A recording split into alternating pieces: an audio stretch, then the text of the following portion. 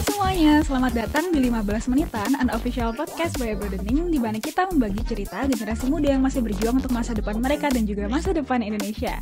Di sini ada aku Nia dan juga ada teman aku Stefan. Hai semua, welcome. Di sini kita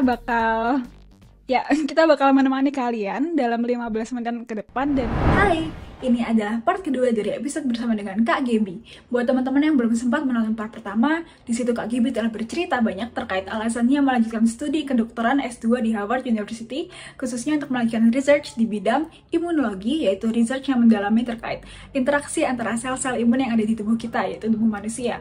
So, buat teman-teman yang penasaran dengan cerita lengkapnya, kalian bisa langsung tonton di bagian pertama yang bisa kalian temukan di YouTube ini, ataupun di all streaming platform favorit kalian. So, this is us, and let's get back to the second part of this episode. Sekarang kita udah membahas dikit-dikit soal how is Harvard gitu kan. How is Harvard actually now. Tapi satu yang kita belum touch adalah kok bisa sampai ke Harvard, apalagi dengan beasiswa LPDP, ceritanya kayak gimana. Karena I think that's the thing that most people interested in kan. Apalagi dengan keaktifannya sekarang Kak Gaby di social media, sharing information about LPDP dan stuff. Kayak people really want to know kayak gimana sih background dari someone yang kuliah kedokteran di Indo ended up in Harvard Medical School. Nah tadi kan Kak Gaby udah mention soal pertama kali dengar dari lecture-nya Harvard soal imunologi kan. Is it that moment di mana Kak Gaby benar-benar mutusin oke, aku kepingin kuliah di Harvard? Or how does it go actually from there? Di situ sih benernya aku kayak really enjoy the lecture. Tapi waktu itu aku masih kayak mikir, nggak mungkin lah aku di Harvard gitu. Tapi pas aku decide akhirnya aku mau S2 kan. Aku awalnya aku waktu itu pas awal-awal COVID gitu. Jadi awalnya aku sempat mikir aku nggak mau spesialis dulu gitu, aku mau S2. Tapi aku awalnya mikir S2 Public Health. Karena waktu itu kan COVID lagi naik banget tuh. Dan emang maksudnya Public Health itu interesting and very important gitu kan, apalagi pada saat itu. Tapi aku kok lihat-lihat kurikulumnya, I feel like it's not really for me gitu. Aku nggak really, I want to explore kayak molecular biology, like the science gitu. Jadi aku akhirnya nyari deh tentang research, tentang S2 imunologi. Cuman yang aku ketemu kalau di Europe, rata-rata cuma setahun doang. Sedangkan aku sadar aku kayak nggak terlalu punya research experience. Dan aku tuh pengen program yang 2 tahun gitu. Jadi aku nyari dan kayaknya yang paling cocok sama aku sih Harvard gitu. Jadi aku kayak gimana ya? Langsung dream high ya. Bener-bener. Iya, jadi aku kayak aduh gimana ya gitu. Tapi ya karena kayak my support system juga kayak ya udahlah apply aja nggak ada ruginya gitu. Jadi aku akhirnya apply, tapi aku apply cuma satu doang ini karena aku pikir ya udah kalau aku nggak keterima berarti ya udah aku lanjut spesialis aja gitu, aku fokus lanjut spesialis aja, tapi coba aja deh gitu terus saya keterima. Bener-bener cuma Harvard doang, jadi nggak daftar sekolah lainnya. Ini ada medical school. Enggak. Wow. 100% success rate guys. Iya bener-bener. Gila Kak, aku nggak nyangka sih. Aku pikir kayak udah ada beberapa nih kayak Harvard, mana. Cuman ternyata cuma satu-satunya gitu. Dan you work your best to the application process berarti ya. Aku cuma kayak maksudnya I always advise people not to do this gitu, apalagi kalau kamu mau emang benar-benar mau sekolah ke luar negeri ya janganlah apply satu doang. Aku kayak waktu itu lebih kayak ya udahlah kalau aku nggak keterima bukan takdir aku gitu, terus aku kayak keterima terus ya udahlah. Gimana sih Kak kalau boleh tahu kayak proses mendaftarnya dan apa sih yang pada saat itu dipersiapkan untuk akhirnya bisa masuk tuh ke Harvard Medical School? Jadi kalau proses daftarnya sebenarnya sih kurang lebih mirip-mirip sama program-program lain, terutama program-program US. Yang mungkin aku persiapin khusus itu tes GRE karena program aku masih kayak mewajibkan tes GRE. Jadi waktu itu aku belajar intensifnya itu sih. Terus kalau tes bahasa aku udah pernah persiapan, jadi aku udah pernah sebelumnya. Terus selama setahun itu dari aku decide aku mau ngambil di Harvard sampai aku submit application aku juga, aku kayak nyari-nyari supervisor, nyari-nyari profesor aku di medical school gitu, nawarin beliau buat ngerjain proyek-proyek penelitian dan sebagainya gitu. Jadi memperkuat CV aja sih juga. CV kan sebenarnya udah dari lama ya, harusnya nggak mungkin lah dalam setahun doang. Jadi kayak kalau teman-teman yang mau apply ke luar negeri gitu, apalagi buat mungkin kayak top schools, dari awal kayak aku saranin kalian benar-benar ikutin as much opportunities as possible, kayak strengthen your CV aja sih, kayak just in case, kalau suatu saat kamu mau apply gitu ke luar negeri. Kurang lebih gitu Ya. sih, minta rekomendasi, terus submit deh. Oh, nulis esai, aku hampir lupa. Nulis esainya cukup lama juga. I see. Sebenarnya aku juga sempat ngeliat videonya Kak Gaby nih soal gimana Kak Gaby itu sebenarnya udah memperkuat CV-nya dari lama. Kayak misal ikut kegiatan-kegiatan non linear gitu ya Kak ya. Kayak debat, bla Iya, bla itu bla, salah satunya negosiasi juga. gitu-gitu. Itu dibawa juga ke esainya Kak. Nggak terlalu sih, karena program aku kan research based banget. Jadi buat application aku ke Harvard yang ini, aku benar-benar fokusin ke research experience gitu. Cuman I think it's useful in other uh, opportunities kayak buat yang lain juga sih. It's also like something I like gitu juga. Jadi aku tetap explore sih selama aku masih ada waktu gitu. Ya, dan tadi kita udah ngebahas gimana application to the Harvard Medical School itself kan. Mm-mm. Tapi jelas yang kita belum bahas adalah 50%-nya adalah gimana cerita dapat beasiswa LPDP. Oh, Kayak kalau karena itu kayak kombinasi paling menarik yang orang kepingin dengar, apalagi kedokteran Harvard Medical School LPDP. Kayak udah itu kan academically aman, financially stable gitu ya. Wow. Itu how was it kayak apply to LPDP? Kalau apply LPDP-nya, to be honest, karena aku kan waktu itu udah dapat letter of acceptance dari Harvard gitu. Dan jadi syarat-syarat buat application LPDP rata-rata udah siap semua juga gitu. Nilai TOEFL kan udah ada dari zaman apply Harvard. Terus esai juga aku banyak ngambil dari situ, sisa diubah-ubah dikit gitu. Minta rekomendasi baru. Jadi overall LPDP mungkin 2-3 bulan kali ya persiapannya. Dan lagi pula mepet banget juga kan buka ya. Karena aku aiming buat bisa berangkat tahun yang sama gitu. Jadi semuanya tuh rata-rata buru-buru. Cuma mungkin lebih difokusin ke kayak aku mulai reflecting gitu. Kira-kira pulang aku mau bikin apa gitu. Atau aku mau contribute apa. Karena kayaknya itu yang penting banget sih di LPDP. Jadi pas wawancara gitu lancar semua deh. What was the most challenging part in that application process? LPDP wawancara sih kalau aku. Do you mind to share like a little bit of your experience gitu, karena sekarang juga musim-musim lagi pada Iya. application LPDP juga Mm-mm. kan. Dan saya pada request mungkin ada kan cerita pengalaman dari teman-teman yang masih yang udah dapat LPDP. Mungkin Kak Gaby bisa cerita kayak one to sense kayak gimana sih waktu experience waktu wawancaranya gitu. Sure. Jadi waktu aku pewawancaranya ada dua. Satu tuh akademisi, prof gitu di kedokteran, satunya psikolog. Tapi beliau juga prof gitu. Jadi sama-sama gitulah.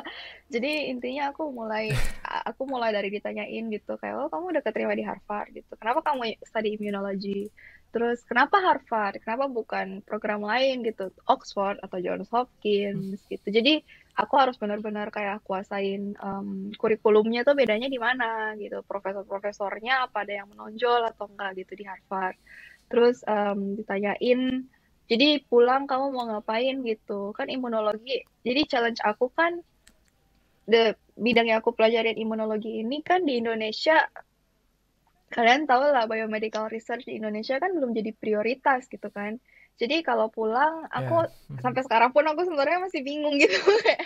Aku kalau mau jadi researcher, wadahnya di mana gitu. Karena masih limited, especially nggak mungkin lah bisa di level yang kayak people do at Harvard gitu. Jadi aku mesti kayak jelasin dengan keterbatasan itu, aku kayak mikir gitu, oh ya maybe dari awalnya aku mulai dari spesialis, terus habis itu mungkin kayak start from my university alma mater gitu, terus aku bikin ini gini, aku mulai ngejalin kerjasama dan bikin institute research gitu, some sort of like that. Tapi interviewer LPDP pasti kayak mencecar gitu kayak, oh, tapi ya emang menurut kamu tuh realistis gitu, terus fundingnya dari mana gitu. Jadi ya aku harus kayak on the spot gitu kayak, oh ya aku berharap dapat kerjasama atau whatever. Aku kayak masih bingung juga, kayak aku belum mulai S2 loh. Nggak tahu. Tapi aku biar berusaha tenang, terus kayak ya kurang lebih at least ada gambaran gitulah apa yang mau dikerjain. Terus I guess the other component adalah personality gitu. Jadi mereka cukup banyak pertanyaan LPDP, cukup banyak nanya tentang wisdom kayak personal growth gitu sih, kayak seberapa mature you are as a person. Jadi cukup banyak ditanyain kayak Mhm. hal terberat dalam hidup, kesuksesan yang terbesar dalam hidup gitu. Dan cara Mhm. mengatasinya dan apakah siap buat S2 di luar negeri 2 tahun gitu. Itu sih kurang lebih. Cuman agak pertanyaan LPDP agak Mhm. pressing, agak lebih mencecar daripada pertanyaan Harvard. Karena kayaknya benar-benar mereka mau tahu. Oh really? Iya, kalau pertanyaan Harvard awal ditanyanya knowledge gitu. Aku sempat ditanya kayak explain to me I about your see. research experience. Terus ditanyanya knowledge. Jadi kayak oh ya kamu pelajari protein ini. Protein ini di mana gitu. Jadi itu kayak things you can learn. Mhm. Tapi kalau kamu bisa jawab, it's okay gitu. Kalau PDP kamu agak dicecar gitu. Jadi kayak aku disorotin pas pengalaman aku sebelumnya. Aku kan sempat magang di bedah gitu. Terus kayak ditanyain deh, Mhm. kamu kan mau imunologi, kenapa magangnya di bedah gitu? You seem to not know Mhm. what you want gitu. You want too many things. Jadi masa depannya kamu di mana? Yakin gitu. Jadi I guess kuncinya adalah tetap santun dan tenang aja sih. Kayaknya itu sih yang mereka mau lihat. Makanya ditanyanya kayak gitu. Jujur aku dengar pertanyaan udah keringet dingin sendiri loh yang kayak gitu. Ya, tapi oke, tadi aku itu sih tertarik sama dengar cerita Kak Gaby yang plan setelah itu sih Mm-mm. apa namanya. Kalau mau kontribusi di Indo kayak gimana gitu Mm-mm. kan. Nah, sekarang kan Kak Gaby berarti udah setahun di Iya, Harvard. Udah istilahnya kayak udah mulai nyaman lah dengan iya kehidupan di Harvard lumayan. gitu kan. Do you still hold to that dream gitu? Kayak do you think it's still realistic to do it? Um, Kalau realistik, I guess I have to do it gitu. Maksudnya I don't know realistik Mhm. apa enggak, tapi I have to do it gitu menurut aku ya. Karena as a dokter gitu, aku banyak Mhm. banget nanganin pasien-pasien yang kanker ya. Aku kan tertariknya kanker. Yang benar-benar nggak dapat Mhm. treatment gitu jangankan lah treatment yang cutting edge gitu. Treatment yang masih lumayan Ya. basic aja suka telat gitu. Karena mereka di daerah terpencil, mereka nggak ngerti gitu. Sedangkan di sini ya aku sedih aja sih kadang-kadang. Dan aku juga ada personal experience karena mama aku kan cancer. Jadi aku nggak cukup Mhm. ngalamin sih bahwa susah buat nyari treatment cancer yang benar-benar advance gitu. Dan ini aku kadang-kadang sedih karena kayak I know my family, maksudnya my family itu middle class dan kayak ada privilege gitu. Tapi what about people yang Mhm. not gitu. Jadi I feel like it's a bit unfair.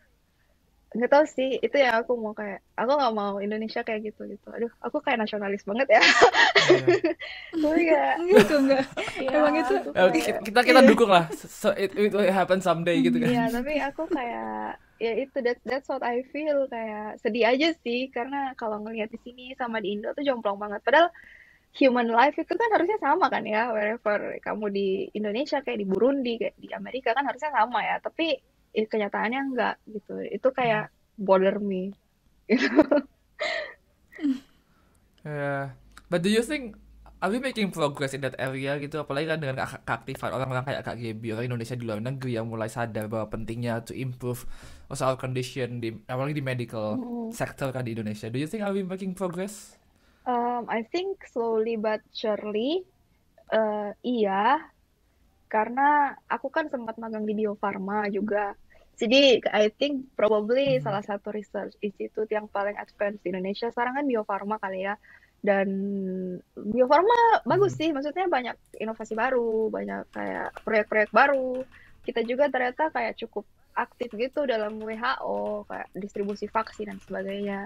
Cuman I think probably Mhm. dalam hal step berikutnya mungkin bukan kita sekedar utilize dan distribute knowledge kayak new development, tapi mungkin aku pikir Mhm. one day kita harus bisa jadi kayak inventornya gitu, nggak cuman kayak using knowledge invention yang ditemuin di Harvard terus kayak harus lewat berapa step dulu baru bisa. Yeah.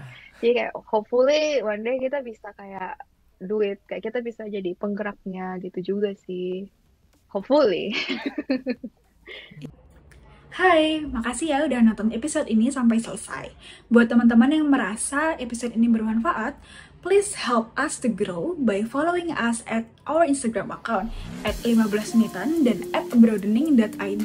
Di samping itu, jika kalian menonton video ini di YouTube maupun mendengarnya di all streaming platform favorit kalian, kalian bisa subscribe maupun kalian bisa like, comment, atau follow di sana. Dan juga teman-teman, part selanjutnya nggak kalah menarik nih, karena Kak Gaby akan menceritakan ultimate goal-nya dia dan bagaimana dia fighting for it, padahal ia adalah seorang introvert. Penasaran kan dengan ceritanya? Ya, so this is us, 15 Menitan Podcast, an official podcast by Everything Indonesia. See you next Tuesday. Bye-bye.